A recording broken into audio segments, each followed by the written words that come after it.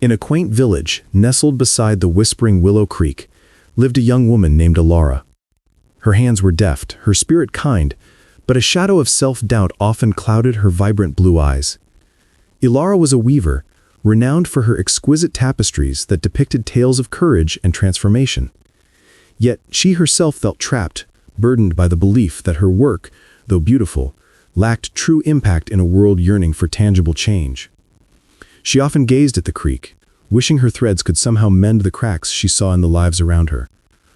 One chilly autumn morning, a venerable old woman, known only as Grandma Willow for her deep connection to the ancient willow tree by the creek, approached Ilara's loom. Grandma Willow possessed eyes that held the wisdom of countless seasons and a smile that warmed the soul. "Ilara," she began, her voice soft like rustling leaves, "your tapestries are more than mere patterns. They are stories woven with heart, and every story carries a seed." Ilara sighed, her fingers tracing a half-finished motif. "But Grandma, a seed needs soil to grow. My threads stay on the loom. I wish I could truly help people, not just show them pretty pictures." Grandma Willow picked up a loose, dull-colored thread from the floor.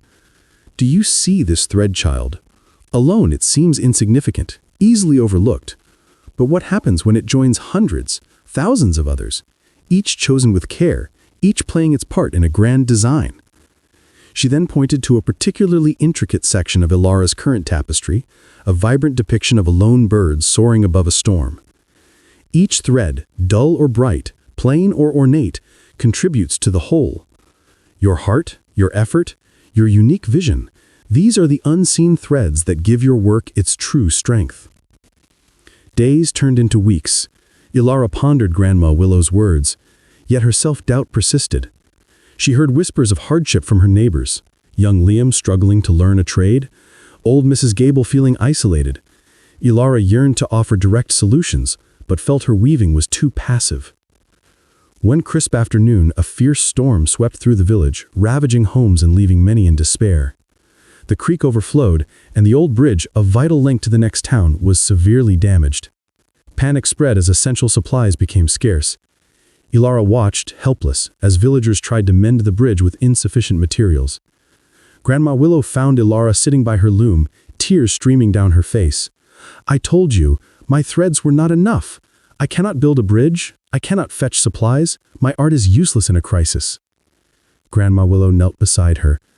"Art, Ilara, is not just about what you see on the surface. It's about what it ignites within. People are weary, their spirits low. They need hope. They need reminders of resilience." Then she shared an idea. Create something, not for utility, but for spirit. Inspired by Grandma Willow's unwavering faith, Ilara worked tirelessly for 3 days and nights. She wove a magnificent banner not depicting grand battles, but simple everyday scenes of perseverance.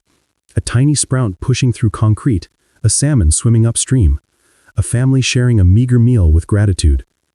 The colors were vivid, the textures rich, and at its center, she wove the words, "Though the path darkens, the light within never fades." When the banner was unfurled in the village square, a silence fell. Then a gasp.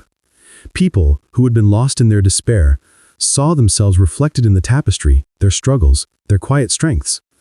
Liam, who had nearly given up on his carpentry, found renewed determination. Mrs. Gable, feeling less alone, started organizing meals for her neighbors. The banner became a focal point, a symbol of collective spirit. With new resolve, the villagers pooled their ingenuity, repaired the bridge, and faced the challenges together, drawing strength from the unspoken promise woven into Ilara's creation. Ilara finally understood. Her threads did build bridges, bridges of hope, connection, and resilience. Her art didn't offer a physical solution, but it nurtured the human spirit, which, in turn, found the strength to overcome any physical obstacle. She realized that true strength isn't always loud or visible. Sometimes it's the quiet thread of inspiration that binds a community together, making them stronger from within. From that day forward, Ilara wove with a renewed purpose, knowing that every stitch carried not just a story, but a spark for the human spirit.